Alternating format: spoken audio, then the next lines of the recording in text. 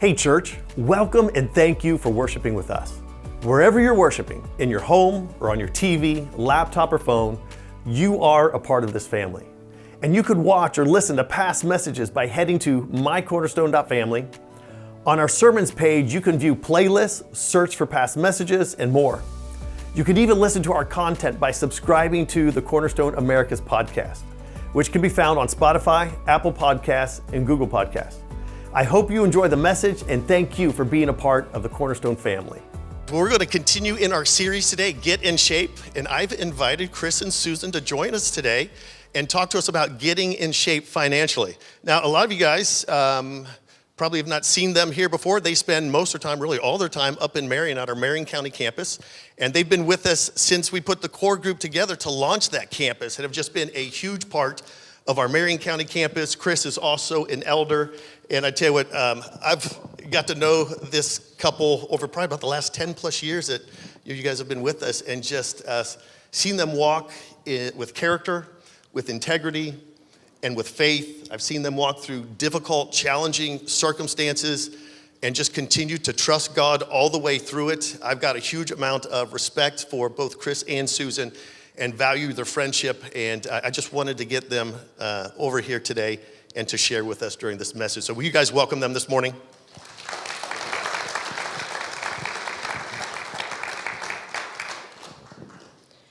So very excited to be here with you this morning, and in case you're wondering if that's really true, Jimmy shared last Sunday on getting in shape physically with our church, and he had this interesting definition that fits where we are this morning.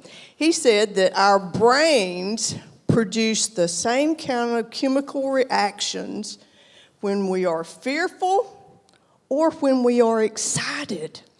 And so I tend to be a more positive, optimistic person. So instead of saying to you that I'm feeling a little bit fearful this morning, I'm going to tell you I'm feeling a lot excited. Now, my husband, he would say, I'm feeling a little bit fearful. But whatever the case may be, God has wired our brains, and so we're excited because we know that we have been blessed to be a blessing. We've been blessed. We've learned a little bit in our journey about hopefully stewarding our finances. And so we're here this morning to share with you what we've learned from our experience. I'm excited. He's excited. It just may be a little bit more muted. Pastor Kevin was talking about the new year and what God's wanting to do in each and all of our lives. And so the interesting thing for me is he started me on a journey, and I also hate that I have to get on a pair of glasses to see my notes, but I do, so there you go. The two things that started my thinking at the beginning of this year was there was a devotion that I started doing with my sisters on January the 1st, and the first day, Pastor, it was all about God's glory. What we do, what we say, what we think, what we watch, are we doing it all for the glory of God? Then a young friend of mine, I'm a little bit too old to go to Passion, but I said, all right, what was your favorite sermon that you heard in the few days that y'all were there? And she sent me the sermon, and it was Louis Giglio's talk on the glory of God.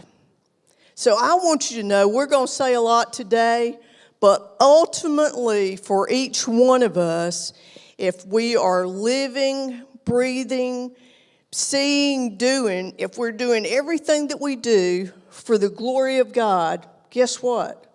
We're going to want to do the things necessary to get in shape physically, to get in shape relationally, to get in shape financially, because we want God to get the glory. The funny thing was, so Emily, that truly continues to be a key and theme. After we had gone over our notes for the 100th time, I'm getting ready to come this morning, and I was going to turn on the Joy FM to listen to some songs just to encourage me. And the song that was playing was, "You Get the Glory for This." So, God, I'm telling you, you're getting the glory for what we say this morning. And if we flop, you're getting the glory for that too. So, it's all on him.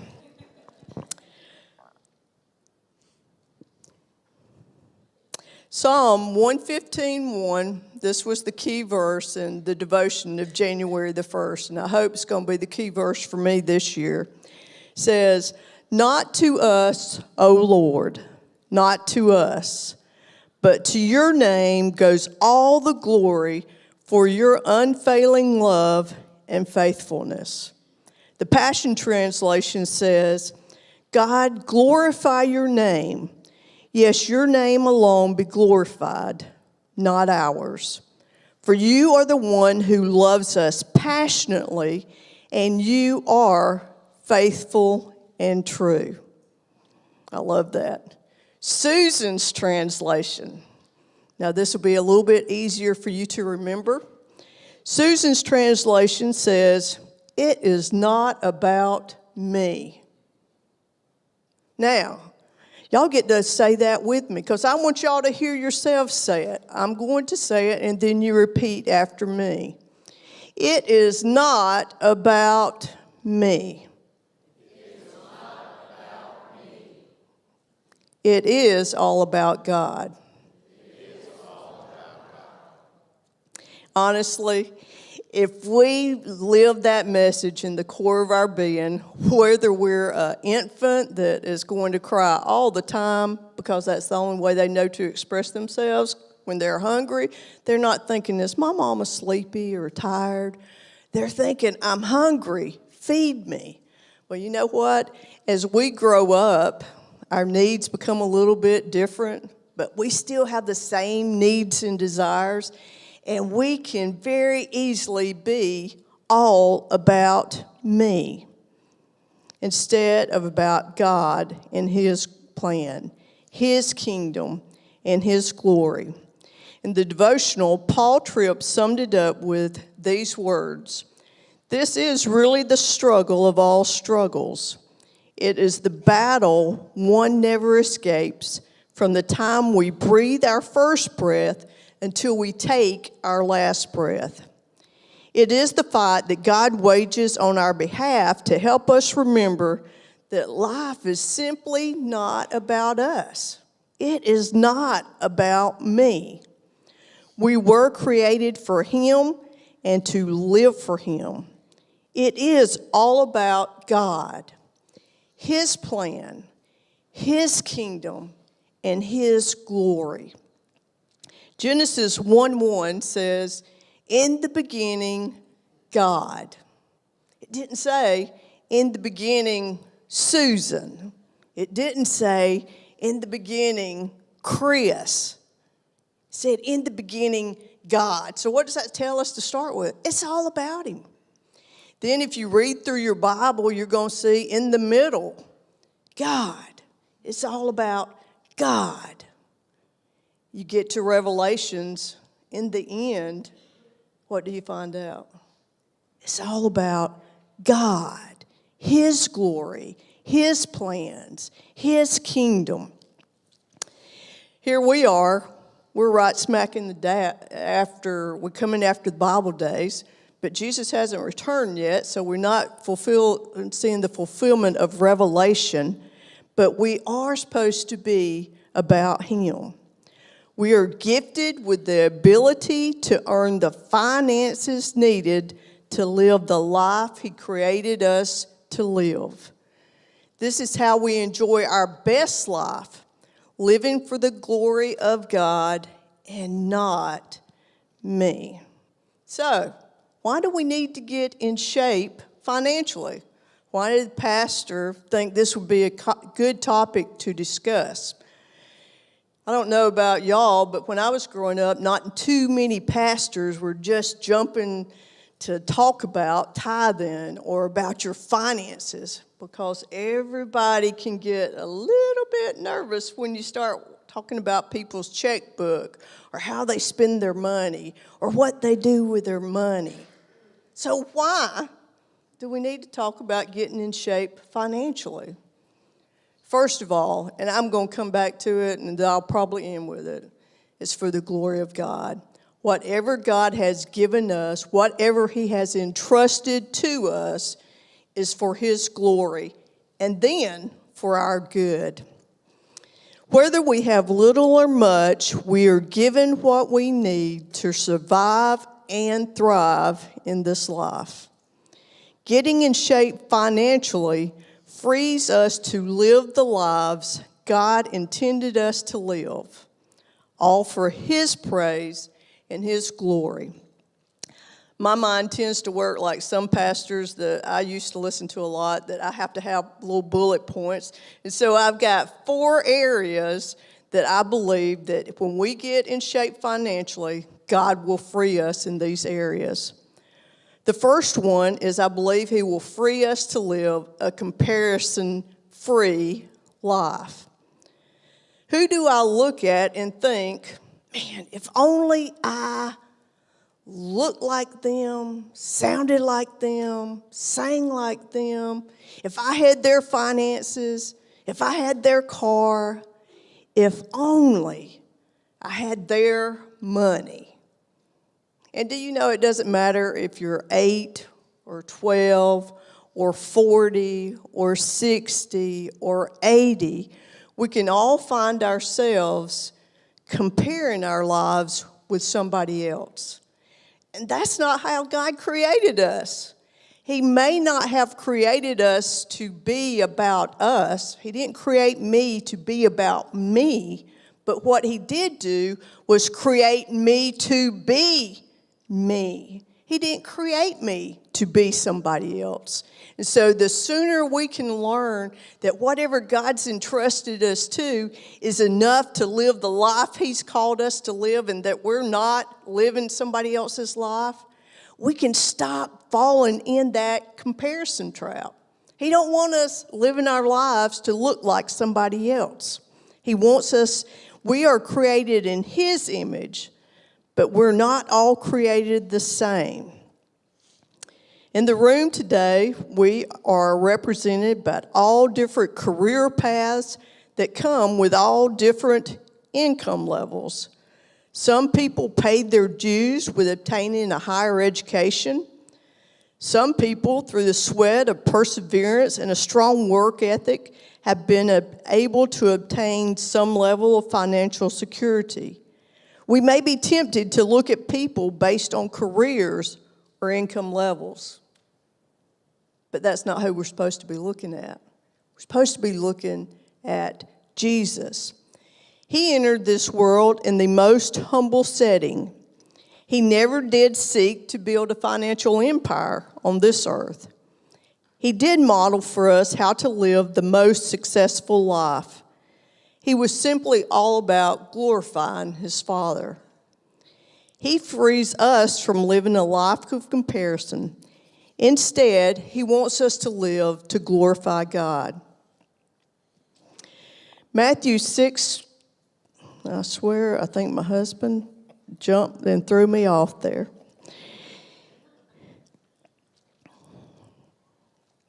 Matthew 6:21 says, "Wherever your treasure is, there the desires of your heart will be also." Are we storing up treasure in heaven? Or are we storing up treasure here on earth that we're not taking with us when we go? What do we value? What do we pour our time and money into? That's a strong indicator of what we value. Second, I believe that getting in shape financially will free us to live a contented life. What do I think will make me content? If I'm having a good day, what is it that I want to turn to give myself a little reward? What is it that I look to if I'm having a bad day? Not being the wife I want to be, or not being the mom or homeschool mom I want to be. What is it that I'm looking to that might, give me a little pick-me-up or a fill-in? We just got through going through our 21 days of fast. And what the Lord led me to give up this year was a little bit different. I might have given up one or two of these things in the past, but it was like the 5 things that can be my turn to when I'm feeling all stressed out or chaotic, or it's that thing I think, and I know some of this is going to sound silly, so just, this is me, you be you. But Dr. Pepper is one of my favorite things. And so it was like, okay, whatever you might run to when you're needing that feeling of contentment, you're going to give it up for 21 days, because what I want you to do is learn how to come to me for the contentment, for the peace that only I can give. 1 Timothy 6:6 says, true godliness with contentment is itself great wealth. How many of you knew that if you just sought to live right and live to please your life in a way that honors God and glorifies Him, you could have the contentment that you need? It didn't say if you have a huge bank account, you will have great wealth. It said contentment comes from seeking to live for God. Philippians 4:11 through 13 says, I have learned how to be content with whatever I have. I know how to live on almost nothing or with everything. I have learned the secret of living in every situation, whether it is with a full stomach or empty, with plenty or with little. I can do all things through Christ who strengthens me. I love that. I love that. Third, getting in shape financially frees us to live a compassionate life. Do I have stuff, or does stuff have me? Am I open-handed or closed-fisted? Am I seeking to be a blessing to others with the blessings that God has given me? Who wishes they could give of themselves in whatever ways to meet the needs of others, to be the face of grace to someone else, to be the hands and feet of Jesus in skin? Jesus said all throughout, and it was modeled in Paul's letters, about true fulfillment, true purpose comes from serving others, from giving to others, from leading a life that is filled with compassion, so that we're not just focused on me, my needs, my wants, but I'm looking to see, Jesus, how can I take what you've given me and be a blessing to somebody else? Proverbs 11:25 says, the generous will prosper. Those who refresh others will themselves be refreshed. I like the way the Passion Translation says it. Those who live to bless others will have blessings heaped upon them. And the one who pours out his life to pour out blessings will be saturated with favor. Again, it's not talking about your bank accounts. It's talking about what we're doing with what God has given us to meet the needs of others. In the last several years, but especially in the last couple of months, I've watched my sister and mother-in-law walk through some difficult seasons of grief. What was it that continues to bring them comfort and sustain them? I can tell you it's not a bank account. It's not being secure financially. But they're reaping the many acts of kindness they have sowed over their lifetimes. I've seen my sister who lives in Tulsa. I wish she would move to Georgia because I feel like I could watch out for her and all that kind of stuff a lot better than I trust God to do at times.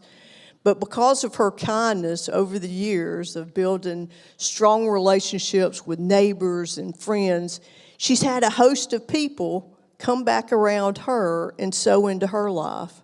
We lost my husband's stepdad a couple of months ago, And what has sustained my mother-in-law hasn't been the fact that she has some financial security, which she does, and we're so thankful for, but it's been the many friends and co-workers that she poured her life into, showing compassion through kind acts of just being there in whatever way God showed her, that now she is sowing those same blessings coming back to her through people checking on her, through kind acts.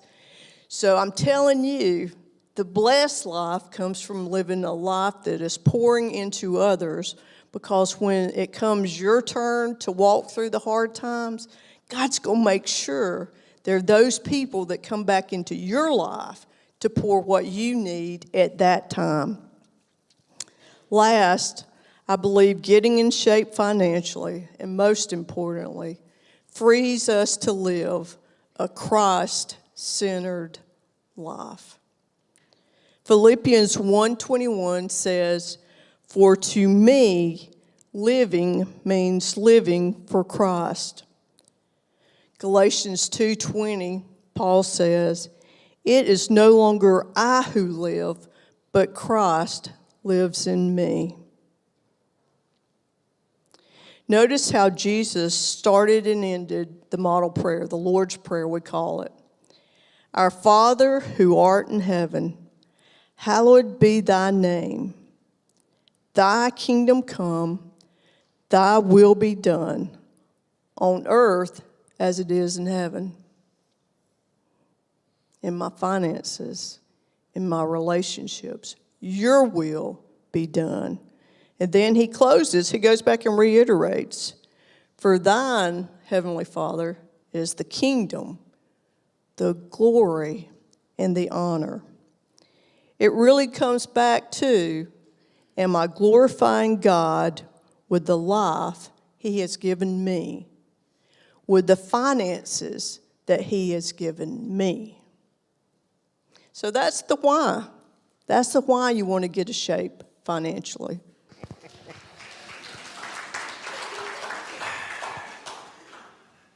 So it really is that simple, but we don't make it that simple, but it really is.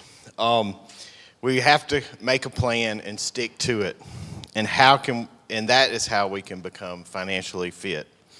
I'm gonna run through about 6 things today to help you become financially fit. All of these are personal to Susan and I. We have used them and seen our lives changed. We have certainly been blessed abundantly over the years by following these principles. The 6 things are that we're going to talk about are: you must recognize the cost of debts. And that's probably the key thing right there, is we've got to recognize how much it's costing us. Then you create a budget. Then you get out of debt, build your savings, sow seeds that build your wealth, enjoy, and give generously is the final. Years ago, we had a pastor tell us when he was speaking about finances, you either pay now or you pay later. And that's kind of what the clip was about there. And it's so true. And but that's not what the world tells us. The world shows us all kinds of other things and convinces us that there's a freebie here or there, and nothing's free. And it truly does boil down to that. Dave Ramsey, as you know, has got a whole series on becoming financially secure, and the Financial Peace University set up. And he likes to say it this way. He says, "Work like no one else today, and then you can live like no one else tomorrow." So just let that sink in a little bit.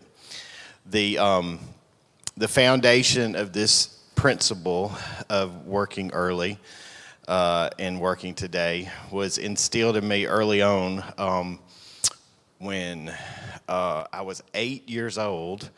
My dad thought it would be a good idea for me to go ahead and start in my sales career at that time. And he secured a Charles chip route. I don't know if anybody in here knows what Charles chips were, but they were delivered in cans, door to door, and there were cookies also.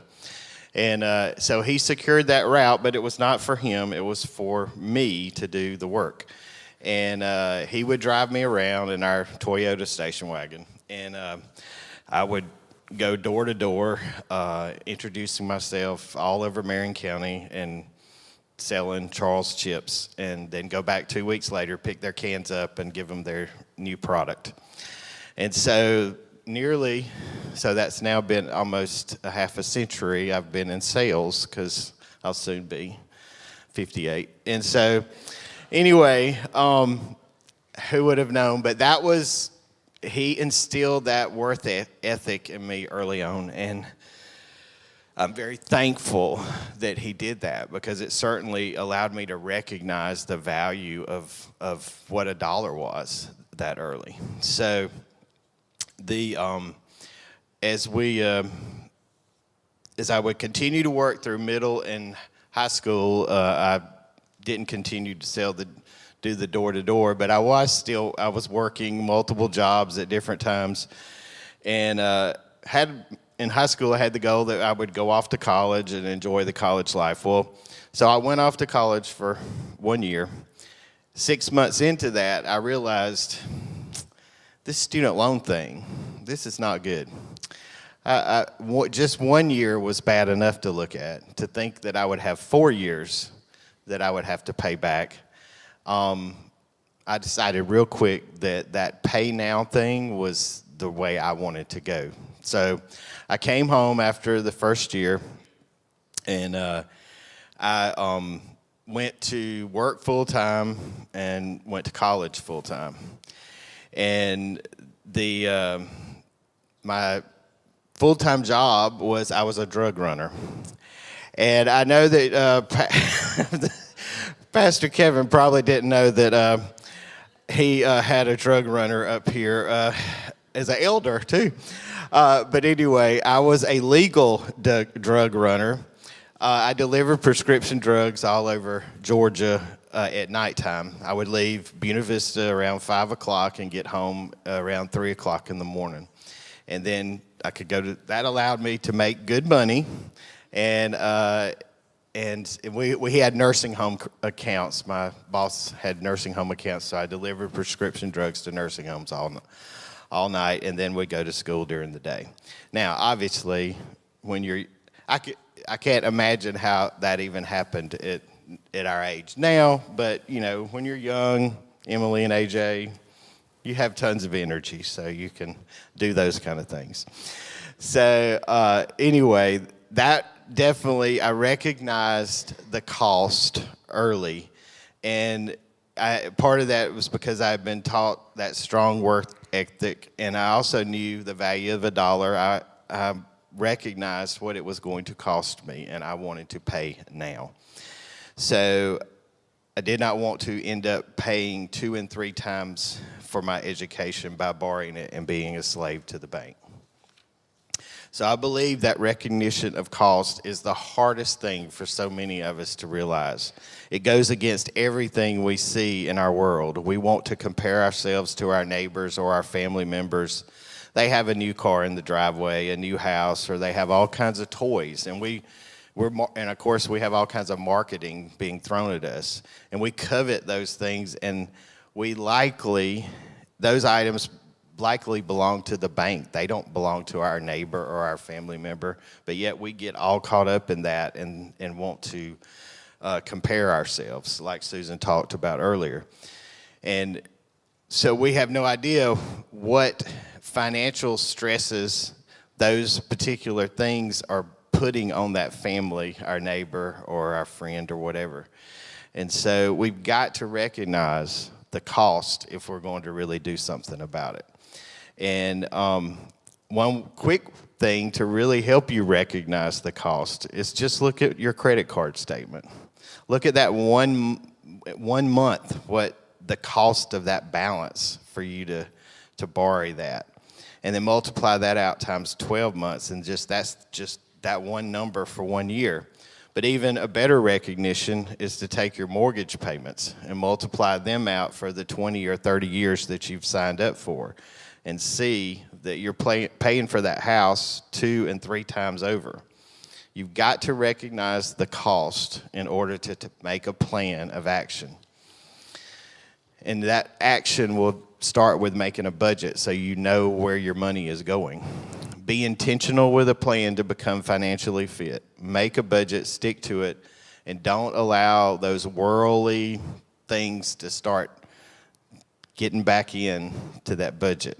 Don't allow that neighbor's new car to start messing your mind up again. Because if you don't stay on that budget, you won't ever finish the plan. So once you have that budget and you start working on getting out of debt, and you've got to be methodical with this, and you've got to work those debts down the smartest way. And to Susan and I, the way we did that was we first started by paying off any credit cards we had. Secondly, we attacked our, if we didn't have any student loans at the time, but we attacked car loans and student loans. And third, attack the mortgage. And a mortgage can't, if you attack the mortgage after you've gotten rid of these other debts, you can make that go away in 10 years if you really commit it. And so that is we applied these finances to our personal, these principles to our personal finances early on. Thankfully, when we got married, we had pretty much wiped out our credit card debt, and we didn't have any student loan debt. So our focus truly was on that mortgage, and we were able to wipe that out. We put a goal Susan put a goal. She's much more, that's the way she does stuff. And she put a goal on 10 years, but we did wipe it out in 7 years. And that can, like I said, if you've eliminated these other problems and you don't let those things recognize the cost, and you don't let the extra stuff start seeping back into your plan, then you can make it happen. So the next step is then you can build your savings, and really at that point too, you get to enjoy financial freedom. We've gotten the debts out of the way, you built your savings, and now you are not under the financial stresses and pressures that you had before, and it is a freeing process. The stress of finances is the leading cause of divorce and breakup of the family. Yes, being free of debt can be life-changing, and it will protect your family. Susan's going to share, when we reached that point of being financially free in the sense that we had done these steps, and we were not under immediate pressure from having the credit card debt or high mortgage payments, we actually were presented with an opportunity that was significantly changing our finances. But after much prayer, and because we were at a point where we were financially free, I'm going to let her tell a little bit about that what we went through at that point. So, and actually we had not paid off our mortgage by that time, but, you know, at each crossroads in your relationships, when you get married, you're going to be faced with questions or challenges, and you're going to be asked the question, what am I doing for my family? What am I doing for God? And so at the time that we married, I was working in Columbus and had the Lord had blessed me with a great job and with a great salary, and having watched my parents struggle when I was growing up and just hand to mouth, and I was at a point where was not married, so I could work the extra hours because my mom had instilled in me a strong work ethic. And at this point, I thought, if it's going to be, it's up to me. And so I'm going to work and do what I need to do. So I would work 12 hours a day. And so then when Chris and I got married, and I've added about an hour and a half drive to that time, what we found was we really was not getting to enjoy one another that much, because I would be gone before he got up. when I got home, I was done. And so I would be in bed and to get ready. And so the weekends was what we had.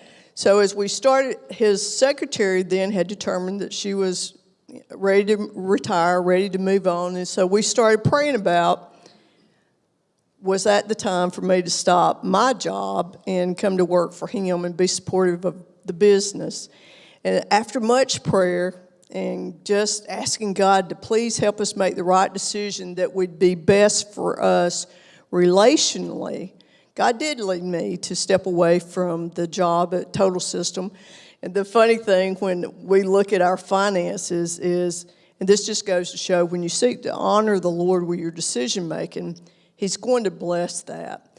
So I took a half-cut pay and salary to come to work for him, and we still had this goal of we're going to pay our mortgage off. I want to tell you, God never missed a beat. I literally took a pay cut, half, and we kept paying down on the mortgage. We kept doing the things that we needed to do. Then when hope comes along, an incredible answer to our prayers, my job, my work life just continued to diminish till basically I have no salary. And you know what? We never missed a beat. God was faithful to do, when you step out and when you say, God, what really is what you want best for your relationship with your spouse, with your relationship with your kids. And I'm not saying everybody has to do that. That was where God led us to. But what I'm telling you is that when God says, this is what you need to do, He's going to bless you for doing it. So I want to fast forward about 25 years after that. And wow, we've been doing that. well, no, that's true. That's not. But anyway, that was the business time. But I had been in the automobile business for 30 years, and when 2020, when COVID rolled around and after COVID, it completely changed the car industry, and it was a time that I was very distressed that I could not fix this problem. And since there was no car inventory to sell, I thankfully was in a place, though, financially where I could choose to just walk away. And so that freeing process that we've been talking about, I had gotten to that point. And so when that occurred in 2022, I chose to sell my part of the business and not try to solve an international problem that I could not fix. And but I was in a position where I could do that. And I have talked to a lot of people over the years that are not in a position when things happen with their work. They are living paycheck to paycheck. And their boss man might ask them to do something that they are not comfortable with. But guess what? They feel like they are under so much pressure that they don't have a choice. And so that is a very bad place to be. And so even though my situation was a little bit different, I was so thankful we were in a place that we were financially secure, that when my world was turned upside down in 2022, we could still walk away and know that we would survive and that God had us. So once you have that safety net in place and you're financially free, then the real things start happening where you can sow seeds to build your wealth. And early on, I had worked as many hours as I possibly could. And those of you like Brandon that's in sales, we'll work 24 hours a day if we need to work 24 hours a day. And so my wife has had to live with that now for our entire marriage. But early on, I truly did work as many hours as I possibly could. And I poured all of my heart into that business when I was trying to buy my portion of the car dealership. This was when I was in my late 20s. And so I didn't come from a wealthy background. My parents were both educators.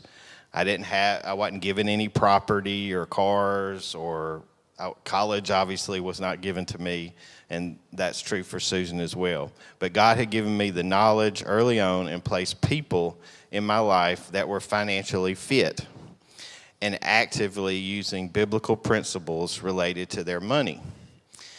Did you realize that 8 in 10 millionaires did not inherit their wealth? They did it with hard work. Early on, I am sure many of them would tell you they surrounded themselves with other successful people that had built wealth. They did not seek out wisdom at the local bar and grill. They searched out family members, bosses, church leaders that were financially successful and great stewards of what God had given them. My business partner, who was a mentor of mine and is 20 years older than me, Levon Moon, was one of those that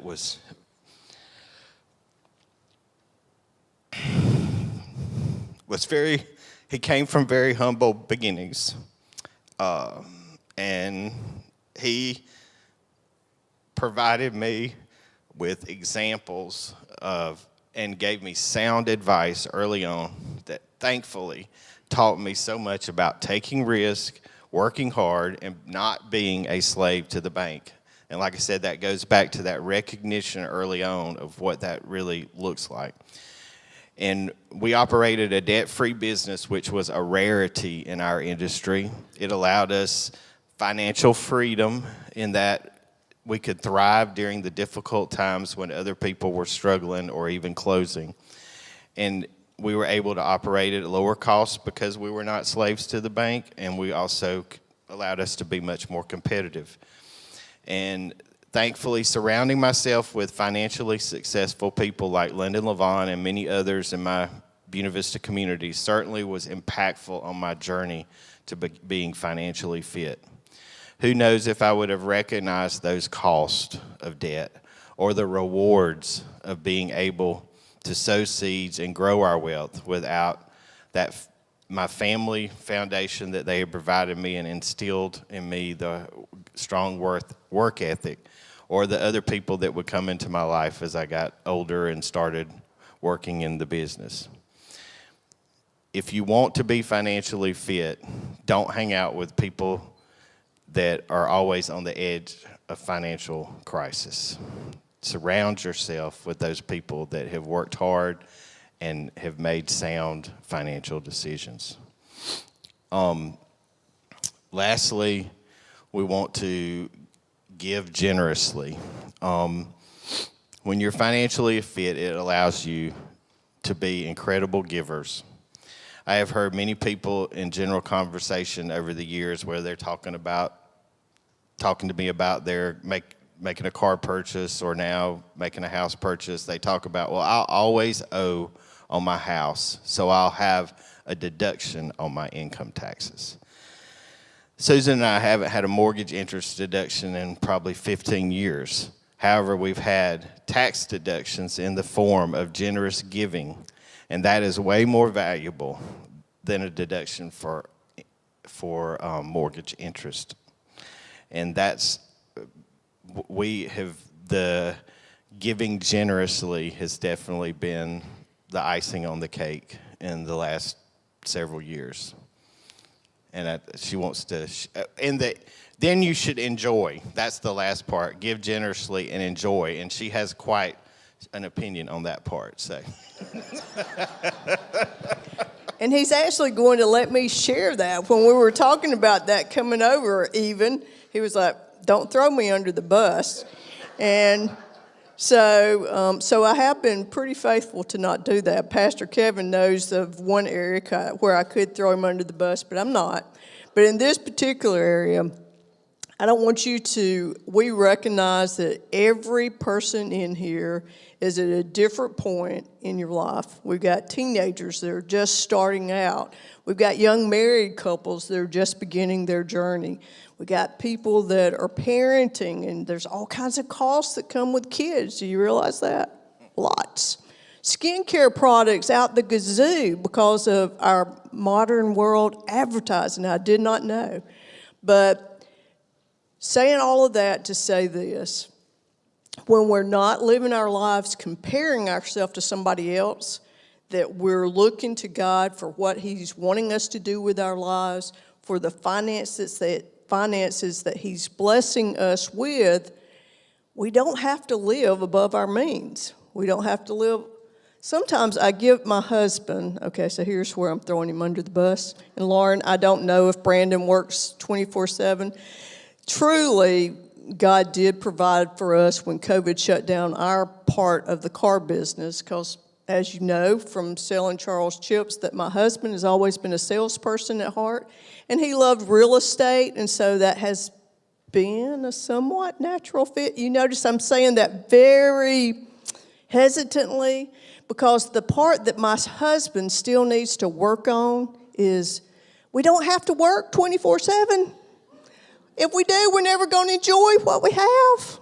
We're not going to enjoy the family that we have.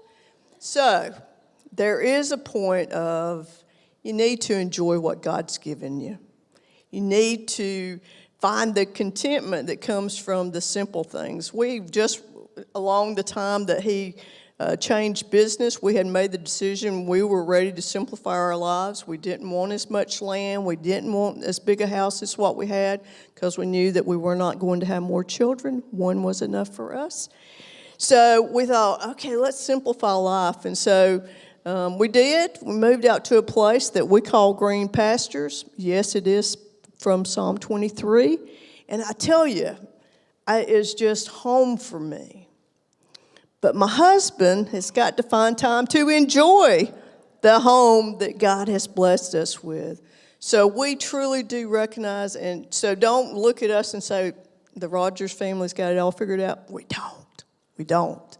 We have made some good decisions that the Lord has blessed, but we know that He's blessed us to be a blessing.